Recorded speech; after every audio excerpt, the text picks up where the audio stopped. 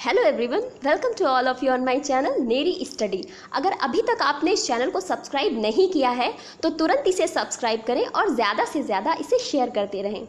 देखिए, मैं आपको जो प्रश्न पढ़ाती हूँ आप उनका 1 से 2 बार रिवीजन किया करिए और इससे क्या होगा कि जो भी मैं व्याख्या बताती हूँ वो जो प्रश्न जो मैं आपको कराती हूँ वो आपके दिमाग में एकदम स्थिर हो जाएंगे और फिर जब आप उनको बार बार रिपीट करके पढ़ेंगे तो वो जो डेटा मैं आपको यहाँ देने की कोशिश कर रही हूँ, जो तथ्य मैं आपको बताने का प्रयास कर रही हूँ, वो आप तक एकदम क्लियरली पहुँचेंगे और आपको याद हो जाएंगे। क्योंकि याद करने का सबसे बड़ा फंडा यही है कि रिवीजन करते रहना है।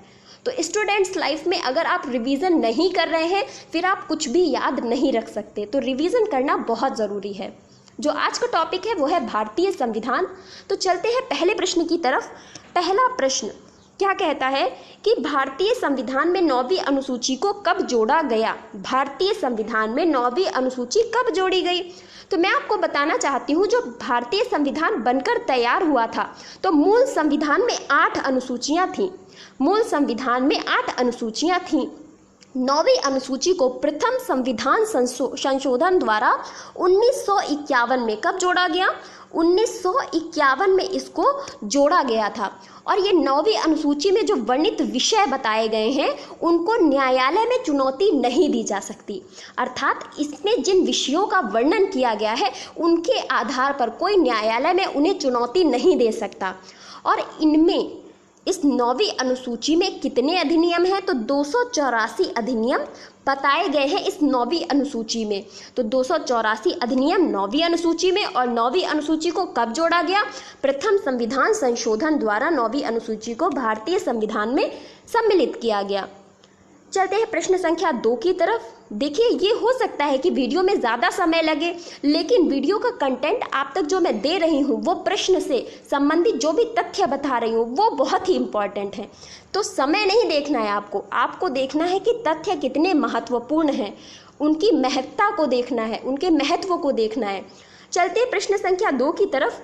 11वीं और 12वीं अनुसूची को संविधान में किस संशोधन द्वारा शामिल किया गया था? फिर वही बात की केवल 8 अनुसूचियां मूल संविधान में थीं। तो यदि प्रश्न आज भी आपसे पूछा जाए कि मौलिक जो मूल संविधान बनकर तैयार हुआ था उसमें कितनी अनुसूचियां थीं, तो उत्तर होगा 8 अनुसूची। 8 अनुसूचियां उसमें थीं, परंतु बाद में उसमें 9वीं 10वीं 11वीं 12वीं अनुसूची जोड़ी गई। तो 11वीं और 12वीं अनुसूची कब जोड़ी गई?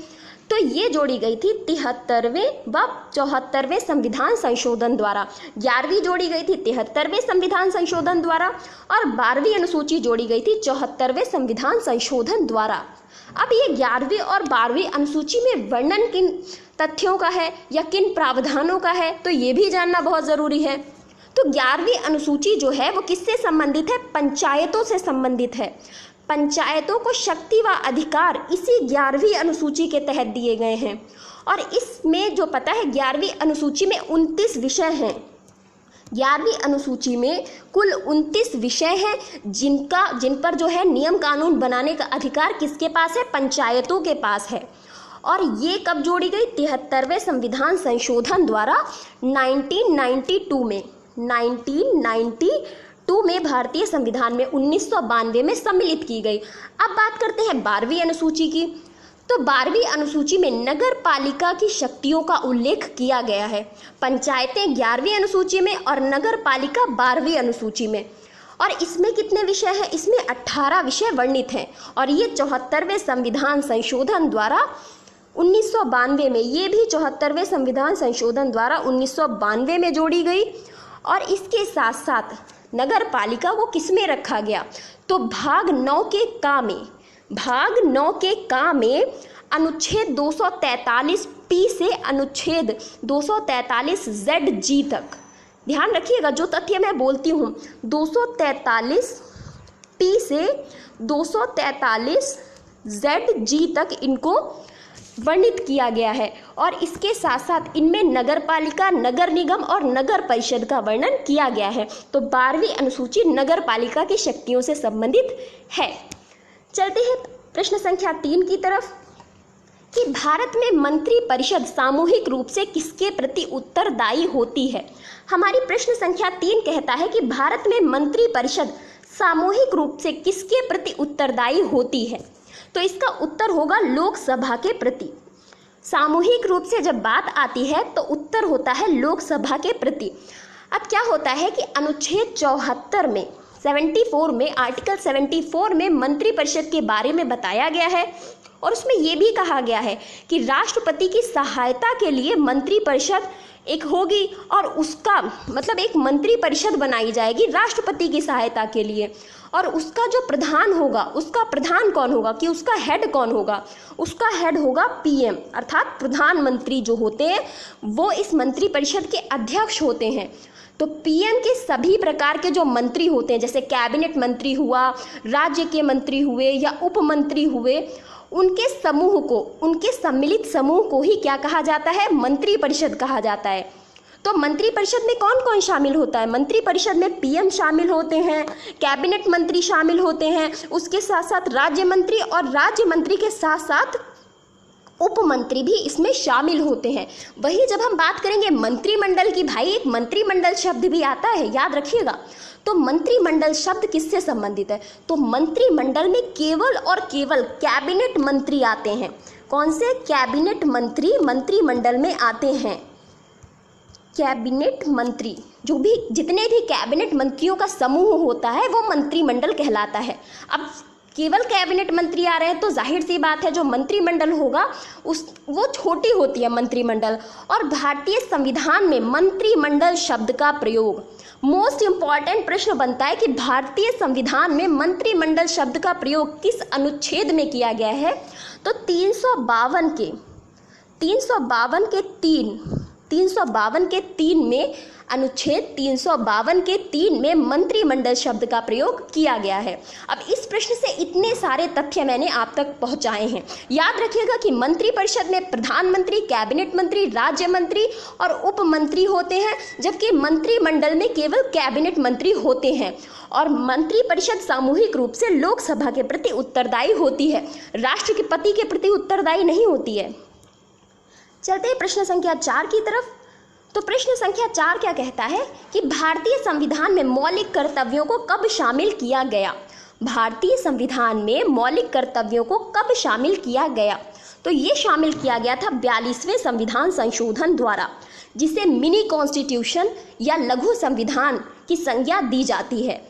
तो इसी लघु संविधान के द्वारा भारतीय संविधान में मौलिक कर्तव्यों को शामिल किया गया। तो भारतीय संविधान मूल संविधान का भाग नहीं थे, पहली बात।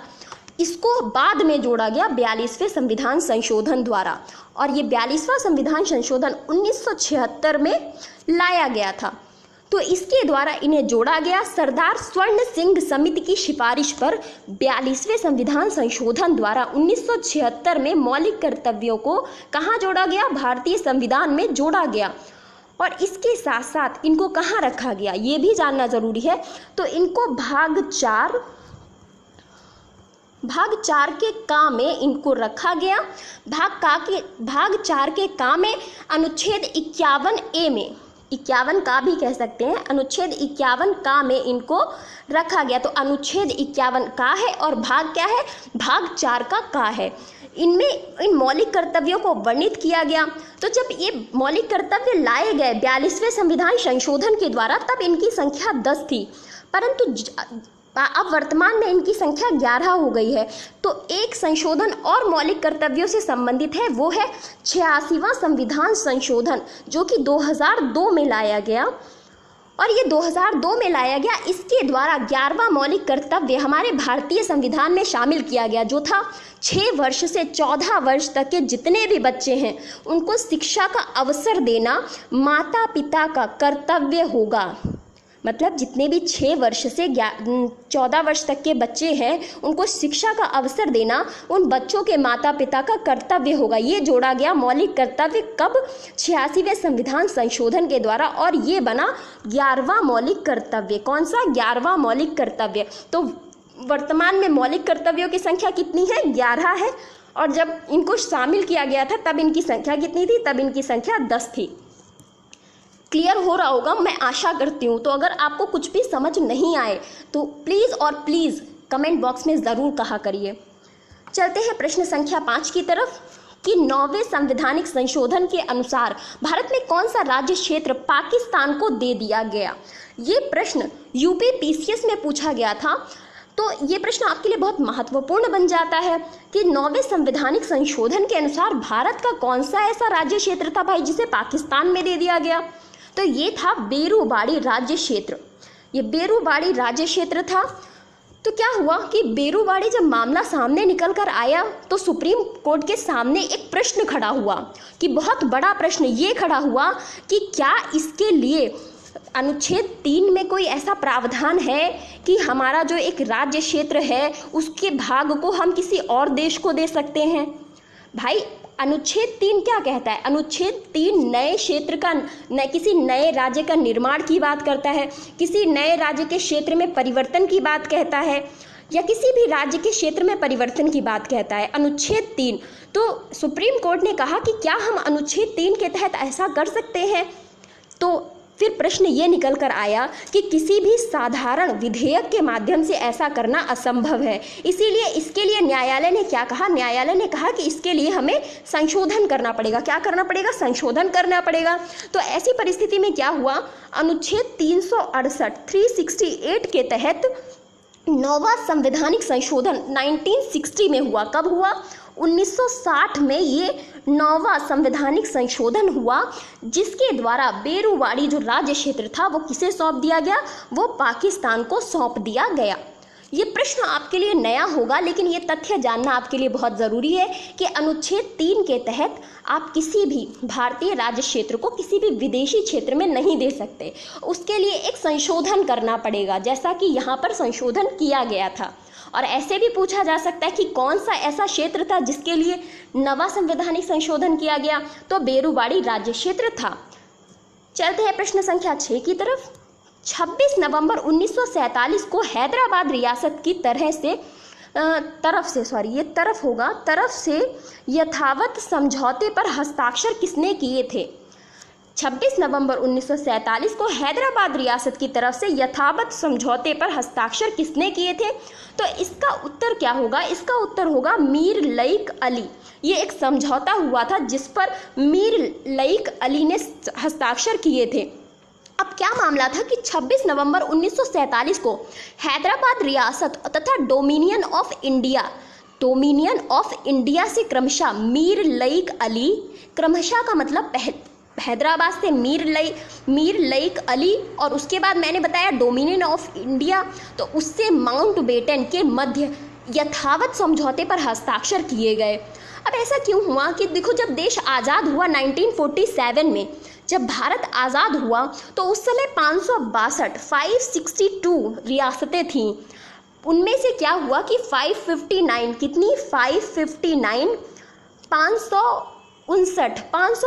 रियासतें स्वयं जाकर के मतलब स्वेच्छा से भारत में सम्मिलित हो गईं, परंतु 3 रियासतें थी जो मतलब अंत तक अड़ी रहीं कि उन्हें भारत में शामिल नहीं होना। हैदराबाद की अपनी ही अलग जिद थी कि वो भारत में शामिल नहीं होना चाहता था। जूनागढ़ का शासक मुस्लिम था तो वो पाकिस्तान में सम्मिलित होना चाहता था, परंतु जो वहाँ की जनता थी वो भारत में शामिल होने के लिए तैयार थी। वही जम्मू कश्मीर का भी महाराजा हरि सिंह, वो भी भारत में शामिल नहीं होना चाहते थे। तो ऐसी परिस्थिति में क्या किया गया कि हैदराबाद को सैनिक कार्यवाही के द्वारा हैदराबाद के लिए सैनिक कार्यवाही करनी पड़ी, और वही जूनागढ़ के लिए जनमत संग्रह करना पड़ा। क्या करना पड़ा? जनमत संग्रह करना पड़ा। और बात करें जम्मू कश्मीर की, तो जम्मू कश्मीर को विलय पत्र के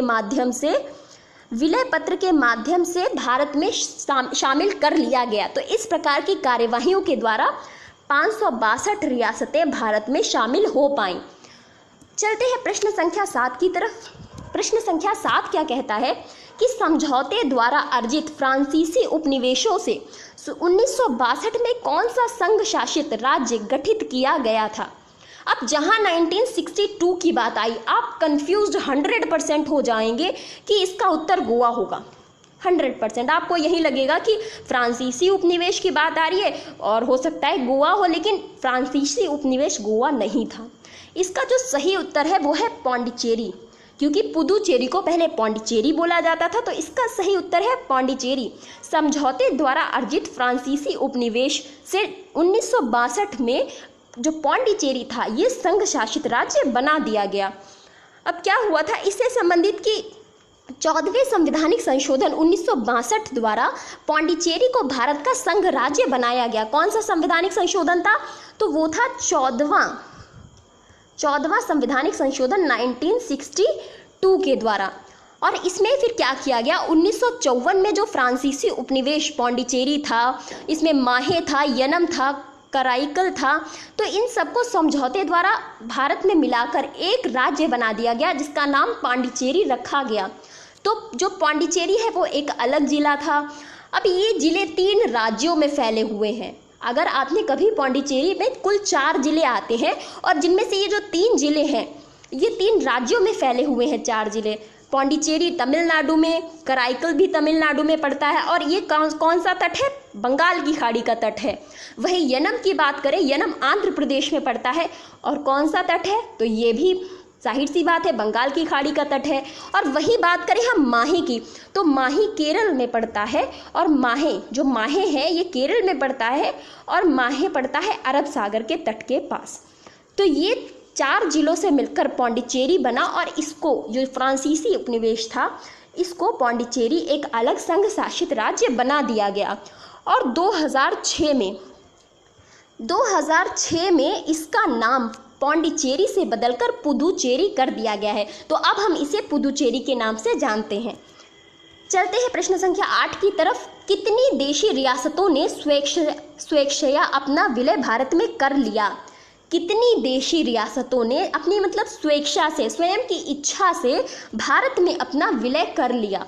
तो पहली बात तो भारत में जो रियासतें थी उनको मिलाने का श्रेय किसे जाता है, तो पटेल जी को जाता है, सरदार वल्लभ भाई पटेल जी को, क्योंकि उन्हीं के प्रयासों से सभी को सम्मिलित किया जा सका। उन्होंने बहुत सारे प्रयास किए, इसीलिए उन्हें एकता का राजदूत कहा जाता है। यूनिटी का इतना बड़ा स्टैचू उनका बनाया गया है, इसीलिए बनाया गया है क्योंकि वो भारतीय एकता के प्रतीक हैं। तो इसमें कितनी रियासतों ने स्वेच्छा से भारत में विलय किया था, तो 559, और जबकि बात करें कुल रियासतें थी तो 562 कुल रियासतें थीं। चलते हैं अगले प्रश्न की तरफ। प्रश्न संख्या 9, भारतीय संविधान के कौन से अनुच्छेद में नागरिकता वर्णित है? भारतीय संविधान के कौन से अनुच्छेद में नागरिकता जो है उसका वर्णन किया गया है? तो नागरिकता का वर्णन किया गया है अनुच्छेद 5 से 11 में। अनुच्छेद 5 से 11 में नागरिकता का वर्णन किया गया। अनुच्छेद 32 मौलिक अधिकारों से संबंधित है, और अनुच्छेद 36 से 51 में नीति निर्देशक तत्वों का वर्णन किया गया है। तो नागरिकता का वर्णन कहाँ किया गया है? 5 से 11 में नागरिकता का वर्णन किया गया है, और इसमें कहा गया है कि भारतीय संविधान के भाग 2 में अनुच्छेद 5 से 11 भाग 2 अनुच्छेद 5 से 11 में नागरिकता वर्णित है। और भारत में एकल नागरिकता है। भारत में कैसी नागरिकता है? इकहरी या एकल नागरिकता का वर्णन किया गया है। और ये हमने कहाँ से ली है? तो ये हमने ब्रिटेन से ली है। ब्रिटेन में जिस प्रकार से एकल नागरिकता है वैसे ही हमारी भी एकल नागरिकता है, और हमें 5 प्रकार से नागरिकता ग्रहण करने का अधिकार है कि 5 प्रकार से कोई भी व्यक्ति भारत की नागरिकता ग्रहण कर सकता है। अब ये 5 प्रकार कौन कौन से हैं? एक तो है जन्म के आधार पर, दूसरा है वंश परंपरा के आधार पर, तीसरा है पंजीकरण के द्वारा, और चौथा है देशीयकरण के द्वारा, और 5वां है भूमि अर्जन के द्वारा। ये 5 वो प्रकार हैं जिनके माध्यम से कोई भी व्यक्ति भारतीय नागरिकता ग्रहण कर सकता है। चलते हैं प्रश्न संख्या 10 की तरफ। प्रश्न संख्या 10 कहता है कि संसद द्वारा नागरिकता के संबंध में कौन सा अधिनियम पारित किया गया था? अब जब नागरिकता का बिल लाया गया तो इसके संबंध में फिर कुछ प्रावधान किए गए, तो एक अधिनियम लाया गया, नागरिकता का अधिनियम। तो ये था, लाया गया भारतीय नागरिकता अधिनियम 1955। कौन सा था? सॉरी, हाँ सही है, भारतीय नागरिकता अधिनियम 1955 बिल्कुल सही है। तो ये लाया गया, भारतीय नागरिकता अधिनियम 1955 लाया गया। इसके तहत कुछ प्रावधान रखे गए, और वहीं 5 प्रकार से नागरिकता ग्रहण का अधिकार, ये सारे प्रावधान रखे गए थे। तो अगर देखा जाए भारत में नागरिकता पर विधि बनाने की शक्ति संसद के पास है कि नागरिकता से संबंधित अगर कोई भी नियम कानून बनाना है या नियमों में कोई भी परिवर्तन करना है तो वो अधिकार किसके पास है, वो अधिकार संसद के पास है। और संसद में बिल लाया जाता है और फिर उस पर चर्चा होती है, उसके बाद अगर पास हुआ तो ठीक है, अगर विपक्ष ज़्यादा शक्तिशाली होता है तो वो बिल कई बार कैंसिल भी हो जाता है, तो वो हम बाद में पढ़ेंगे। लेकिन इसमें जो है 1955 का ये जो अधिनियम है ये नागरिकता संबंधित अधिनियम है। अभी तक इसमें 1986 में, 1992 में और 2003, 2005 इसके साथ साथ 2015 में भी संशोधन किया गया था। तो ये सारे संशोधन इसमें होते रहते हैं। चलते हैं प्रश्न संख्या 11 की तरफ। सिक्किम को भारत के सह राज्य का दर्जा कब मिला? शब्दों पर जरूर ध्यान दीजिएगा, यहाँ सह राज्य पूछा गया है, पूर्ण राज्य नहीं, क्योंकि सिक्किम को पहले सह राज्य बनाया गया और उसके बाद उसे पूर्ण राज्य का दर्जा दिया गया। तो बात करते हैं इसकी, तो इसका सही उत्तर है 35वें संविधान संशोधन द्वारा। 35वें संविधान संशोधन द्वारा सिक्किम को भारत के सह राज्य का दर्जा दिया गया। सिक्किम को 1974 में 1974 में 35वें संविधान संशोधन द्वारा भारत का सह राज्य मतलब एसोसिएट स्टेट बनाया गया। और उसके बाद 36वें संविधान संशोधन, ये जो देख रहे हैं ना, 36वें संविधान संशोधन 1975 के माध्यम से इसको पूर्ण राज्य का दर्जा दे दिया गया। और ये कौन सा पूर्ण राज्य बना? ये 22वां पूर्ण राज्य बना, भारत का 22वां पूर्ण राज्य 36वें संविधान संशोधन 1975 के द्वारा। आशा करी होंगी आप लोगों को सारे प्रश्न क्लियर हो रहे होंगे। तो प्रश्न संख्या 12, किस देश में दोहरी नागरिकता का प्रावधान है? जिस प्रकार से भारत में इकहरी नागरिकता है उसी प्रकार से कोई ऐसा देश भी होगा जहां दोहरी नागरिकता होगी। तो ये देश है संयुक्त राज्य अमेरिका। संयुक्त राज्य अमेरिका ऐसा देश है जहां दोहरी नागरिकता है, क्योंकि यहाँ पर अध्यक्षात्मक सरकार है ना, और यहाँ पर दोहरी नागरिकता है। अब दोहरी नागरिकता से आपका तात्पर्य क्या है कि यहाँ पर जो राज्य हैं उनकी नागरिकता अलग है और देश की नागरिकता अलग है। मतलब पहले आपको राज्य का नागरिक बनना पड़ेगा, उसके बाद आपको किसका नागरिक बनना पड़ेगा? देश का नागरिक बनना पड़ेगा। अब भारत का जो जम्मू कश्मीर राज्य था उसकी भी नागरिकता इसी प्रकार से थी। उसकी भी नागरिकता, जम्मू कश्मीर की नागरिकता अलग थी और भारत की नागरिकता अलग थी। जम्मू कश्मीर में दोहरी नागरिकता का प्रावधान था, परंतु जब धारा 370 को हटाया गया, जो चल रही थी उस पर बरसों से चल रही थी, तो जब 370 को हटाया गया तो 31 अक्टूबर 2019 से वो यूनियन टेरिटरी बन गया और उसके जितने भी इस प्रकार के जो प्रावधान थे उसके संविधान को रद्द कर दिया गया। अब जो भारतीय संविधान है वही जम्मू कश्मीर पर लागू कर दिया गया, जिसके अनुसार अब जम्मू कश्मीर की भी इकहरी नागरिकता हो गई है। ठीक है, क्लियर हो रहा है ना? चलते हैं अगले प्रश्न की तरफ। कोई भी डाउट हो, मैं बार बार कहती हूँ, अगर आपको कोई भी डाउट रह जाए, कोई भी संदेह रह जाए तो कमेंट बॉक्स में ज़रूर पूछिए, मैं 100% आपको उसका उत्तर दूंगी। प्रश्न संख्या 13, भारतीय नागरिकता नहीं प्राप्त की जा सकती। अब कौन से, मैंने आपको बताया ना 5 प्रकार से भारतीय नागरिकता प्राप्त की जा सकती है, तो अब आप खुद ऑप्शन देखिए कि कौन सा ऐसा है जो मैंने नहीं बताया था। देशीयकरण द्वारा हाँ बिल्कुल प्राप्त की जा सकती है, जन्म द्वारा बिल्कुल प्राप्त की जा सकती है, परंतु भारतीय बैंक में धन जमा करके प्राप्त नहीं की जा सकती। ऐसे तो फिर कोई भी विदेशी भारतीय बैंक में धन जमा कर दे और फिर वो भारतीय होने के दावा करे कि हाँ हम भारतीय, नागरिकता है मेरी यहाँ की, तो ऐसा प्रावधान नहीं है। भारतीय बैंक में धन जमा करके नागरिकता नहीं ली जा सकती। प्रश्न संख्या 14 कहता है कि भारतीय संविधान में वर्णित इकहरी नागरिकता कहाँ से ली गई है? प्रश्न संख्या 14 कहता है कि भारतीय संविधान में वर्णित इकहरी नागरिकता कहाँ से ली गई है? तो ये कहाँ से ली गई है? ये ब्रिटेन से ली गई है। जैसे ब्रिटेन में इकहरी नागरिकता है वैसे ही भारत में है। और इसी प्रकार से हमने ब्रिटेन से और क्या क्या लिया है भाई? जब ब्रिटेन की बात आई है तो ये भी चर्चा कर ही लेते हैं।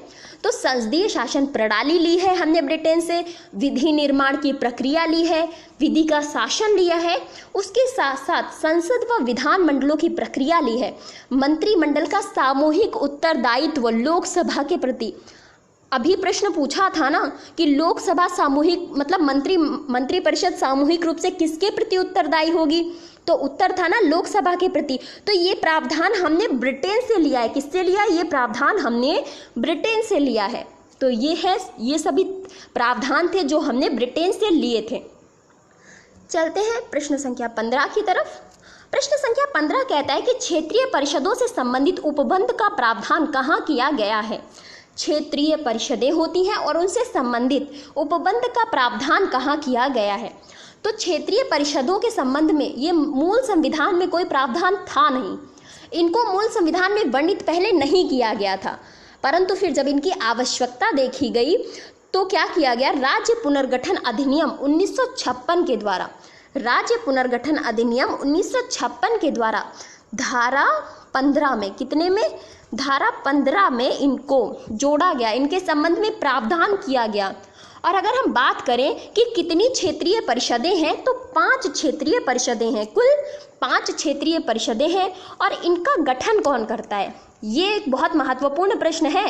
इनका गठन राष्ट्रपति द्वारा किया जाता है। इनका गठन कौन करता है? क्षेत्रीय परिषदों का तो राष्ट्रपति जी जो होते हैं वो इनका गठन करते हैं।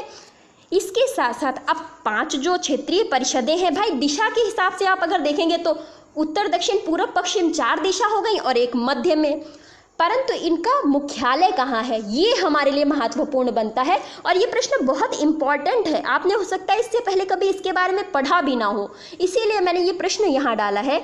तो उत्तर की बात करें, उत्तर का मुख्यालय है नई दिल्ली में। मध्य की बात करें तो प्रयागराज में है। मध्य में जो इसका क्षेत्रीय परिषद है उसका मुख्यालय प्रयागराज में है। जो दक्षिणी में स्थित है उसका मुख्यालय चेन्नई में है। पूर्व में जो स्थित है क्षेत्रीय परिषद उसका मुख्यालय कोलकाता में है और पश्चिम का मुख्यालय मुंबई में है। ये तथ्यों को याद रखिएगा, आप भूलिएगा बिल्कुल मत। प्रश्न संख्या 16 क्या कहता है? तो प्रश्न संख्या 16 कहता है कि ये कुछ कथन दिए गए हैं, उन पर विचार करना है। संवैधानिक सरकार वह है। क्या है संवैधानिक सरकार? देखते हैं। जो राज्यों की सत्ता के हित में व्यक्ति की स्वतंत्रता पर प्रभावकारी प्रतिबंध लगाती है। भाई क्या ये संवैधानिक सरकार होगी जो राज्य की सत्ता के हित में, मतलब राज्य में जो एक शासन चल रहा है उसके हित में किसी व्यक्ति की स्वतंत्रता पर प्रभावकारी प्रतिबंध लगा दे? क्या ये संवैधानिक सरकार हो सकती है? फिर चलते हैं, दूसरा कथन भी देख लेते हैं। जो व्यक्ति की स्वतंत्रता के हित में राज्य की सत्ता पर प्रभावकारी प्रतिबंध लगाए, क्या ये संवैधानिक सरकार है? तो इसका कौन सा उत्तर आपको सही लगेगा? देखिए ऑप्शंस क्या दे रखे हैं, केवल एक या केवल 2 या दोनों सही या दोनों गलत। तो इसका जो सही उत्तर है वो है केवल 2।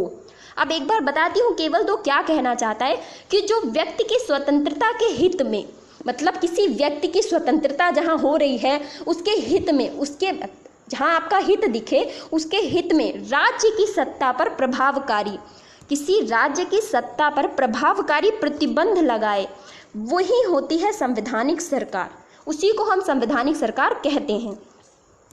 चलते हैं अगले प्रश्न की तरफ। निम्न में से कौन एक नए राज्यों के निर्माण के लिए संवैधानिक उपबंध नहीं है? मतलब किस प्रकार से एक नए राज्य का निर्माण नहीं किया जा सकता? किसी राज्य का क्षेत्र बढ़ाकर, क्या इसके माध्यम से किया जा सकता है? किसी राज्य का क्षेत्र घटाकर, क्या इसके माध्यम से किया जा सकता है? और तीसरा है, यहाँ नहीं पूछ रहे हैं, और किसी राज्य का नाम परिवर्तित करके, क्या ऐसा प्रावधान है? तो इसका जो सही उत्तर है वो है किसी राज्य का नाम परिवर्तित करके। ऐसा करके हम किसी नए राज्य का निर्माण नहीं कर सकते। यदि या तो हम उसके क्षेत्र को बढ़ाएं या हम उसके क्षेत्र को घटाएं। इन प्रावधानों के माध्यम से हम किसी नए राज्य का निर्माण कर सकते हैं, परंतु किसी राज्य का नाम बदलकर उसका नए राज्य का निर्माण करना, ऐसा कोई संवैधानिक उपबंध नहीं है। तो चलते हैं प्रश्न संख्या, यहाँ पर पेज एक एक्स्ट्रा हुआ था। चलते हैं प्रश्न संख्या 18 की तरफ। उल्फा उग्रवादी किस राज्य से संबंधित है? उल्फा उग्रवादी किस राज्य से संबंधित है? ये है हमारा 18वां प्रश्न। तो इसका सही उत्तर है असम। ये असम से संबंधित है। उल्फा उग्रवादी जो है वो असम से संबंधित है। और उल्फा की फुल फॉर्म क्या है? यहाँ पर उल्फा की फुल फॉर्म लिखी हुई है, ये है United liberation United liberation front of Assam, United liberation front of Assam. ये देखिए जो शब्द आते हैं ना संविधान में, उल्फा हुआ या कोई आतंकवादी संगठन हुआ, कोई भी सैन्य संगठन हुआ, तो उसकी फुल फॉर्म क्या है ये याद करना बहुत ज़रूरी है। इनको याद रखिए। तो इसकी फुल फॉर्म है उल्फा की, उल्फा की फुल फॉर्म है United liberation front of Assam.